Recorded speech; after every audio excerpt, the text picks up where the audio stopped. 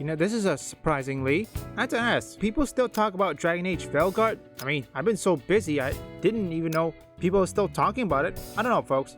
Unless, of course, if you're shills, which is a different thing. Because right now, Dragon Age Veilguard has been nominated for Gayest Game of the Year. I'm not joking. So let's get into this article, guys. But of course, before we do, if you are new here, just consider hitting that subscribe button. I would greatly appreciate it, and like the video to push us out into that YouTube algorithm. So the article comes from gamesindustry.biz, and it says Dragon Age The Veilguard leads gaming awards of 2025 nomination. BioWare's action RPG is nominated for Game of the Year, alongside titles including Dragon's Dogma 2, Fear the Spotlight, and Life is Strange Double Exposure. Aside from Dragon's Dogma, it seems like a lot of the video games that are taking up Game of the Year are video games that nobody played. Life is Strange Double Exposure is a video game that even the fans of Life is Strange had a big problem with, and yet it seems like it's being voted for Game of the Year because, let's be real, they don't really have a lot of options when it comes to the amount of gay games that are out there to genuinely choose from.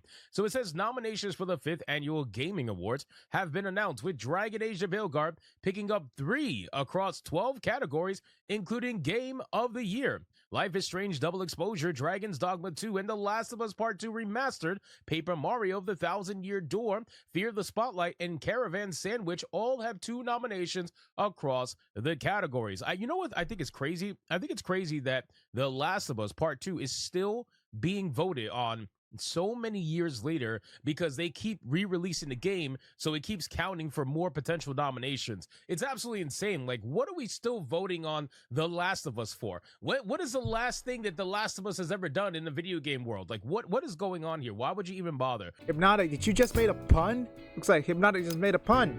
This is showcase that people who makes The Last of Us, they're getting desperate. They knew what they did in the original was so bad that people don't like it. They're now tuning out.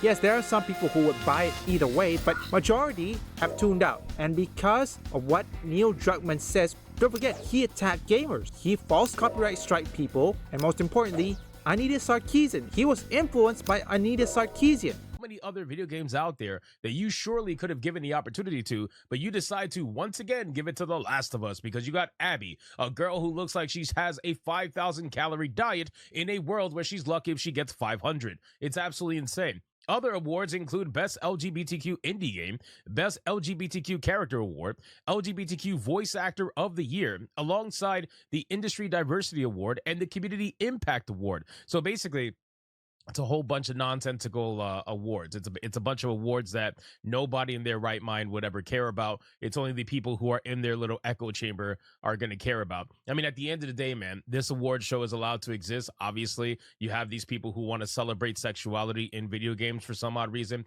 You have these people who, I guess, when they walk into the room, the first thing they tell people is, "Hi, my name is XYZ, and I take XYZ dick." You know what I mean? It's the weirdest thing, and yet, you know, people continue to do it, so it is what it is. Winners of the Gaming Icon Award and the LGBTQ plus streamer Rising Star Class Award will be revealed in 2025. The award ceremony will take place on July 8th on streaming service World of Wonders presents. What is World of Wonders? I've never heard of that. What is World of Wonders?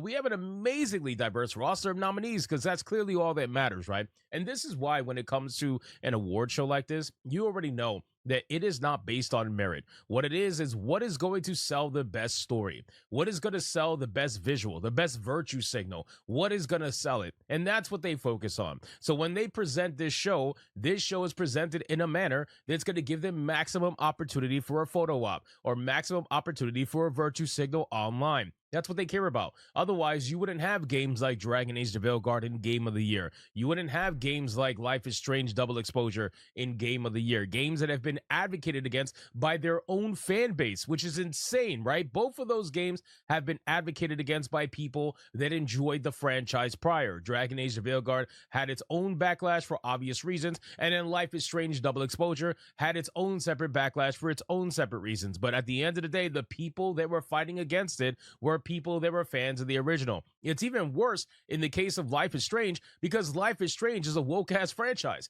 That means that the people that were hating on the game Double Exposure were woke players that didn't even like what they were doing with the sequel, which is wild to me. So it's amazing how they ignore all of this, and yet they still vote these games for a Game of the Year. Why? Because the optics, right? You need the optics to be at their maximum. Okay, before we let him continue, it's a one massive circle, Joe, okay?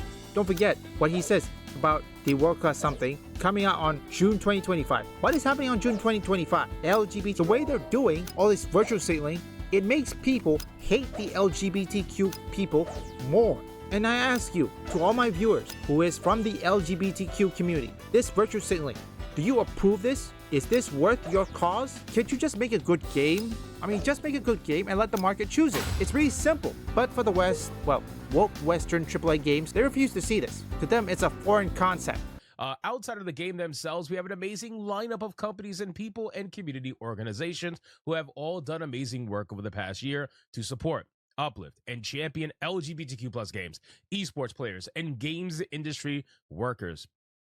I will never understand what somebody does in their bedroom having any correlation to what they do in gaming, right? Well, how are you any more special or less special if you decide to be gay while also playing video games? I don't understand how that makes you special or not special. I don't understand how that uplifts you or downlifts you. I don't understand any of that because you and what you do in your bedroom means literally zero as to what you're doing in the video game at the time, especially a team-based game. If I have to choose between somebody who can like go 30-0 in Call of Duty and happens to be straight versus you who goes, 0-10 in Call of Duty and you're gay, why would I pick you? There is no reason to pick you. Just like there's no reason to pick the other guy because he's straight. I'm only going to go based off the merit of what you're able to do. And yet it seems like these people never want to talk about that. They only want to talk about what they do in their bedroom, which means absolutely nothing to the conversation that's being had in gaming at this point in time. You keep trying to bring it up. You keep trying to mention it and nobody cares, bro. Nobody cares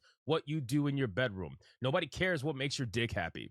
Great continued. I'm also thrilled with the nominees we have in our content creator and voice acting categories. These are truly iconic people who add so much to the wonderful world of queer gaming. Again, what is queer gaming? Queer gaming is just gaming, but you're telling people what you do in your bedroom on top of that, which is ridiculous. It's literally just gaming. There is no difference. But anyway, here are the full list of nominations. So you got Game of the Year, Dragon Age The Veilguard, Dragon's Dogma 2, Fear the Spotlight, Life is Strange Double Exposure, Paper Mario, The 1,000-Year Tour. Oh, Paper Mario, I'm sure, is going to be super happy. Nintendo's going to be super happy to win a gay award. The Last of Us Part 2 Remastered. And then you got Best LGBTQ Indie Game, Beloved Rapture, Caravan Sandwich, Fear the Spotlight, Kitsune Tales, Sorry We're Closed, and Tavern Talk. Gaming Magazine Readers Award is Caravan Sandwich, Dragon Age The Veilguard, Dragon's Dogma 2, Final Fantasy VII Rebirth, Life is Strange Double Exposure, and The Last of Us Part 2 Remastered. Industry Diversity Award is a Blizzard Entertainment, which, what? Blizzard Entertainment getting the Diversity Award? This is the same company that has all the allegations made against them and the lawsuits that they tried to bury when they merged with other companies. Are you serious? Code Coven, Limit Break, and Rare. Community Impact Award is Boston Gamers, Charlotte Gamers Network, NYC Gamers, Queervox, The Game Hers, and Stream for a Cause. Do you guys notice that there is no originality between any of these companies? They all just label it gamers with a G-A-Y. Like, oh wow, that's really, really different. Again, I'll leave the full video link in the description. This is the reason why gaming or gamers are being disliked by society. Most people, they don't care about gamers. They just let them be what they be. They just don't bother them. However, some people decide to go above and beyond that just to ruin them because they hate gamers. That's the reason why they got jobs in the video game industry or video game journalists. They want to find ways to demean, shame gamers. Why do you think gamers are now going outside and vote for the first time?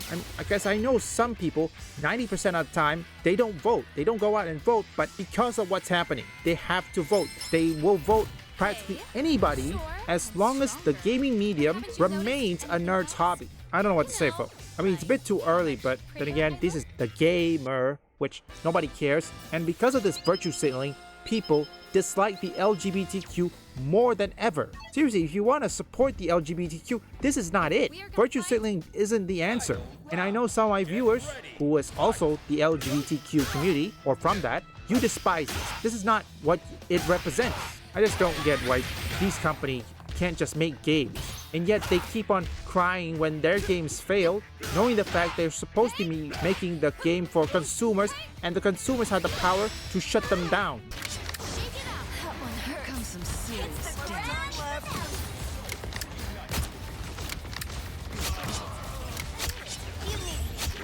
must do, Spider Zero. Moonlight left it all. Get you there to do it. Another epic victory! Big win! Leave a like and subscribe if you want woke or anti-woke detected, or you just want to see me play games. You can visit my second, third, and fourth channel up here or link in the description.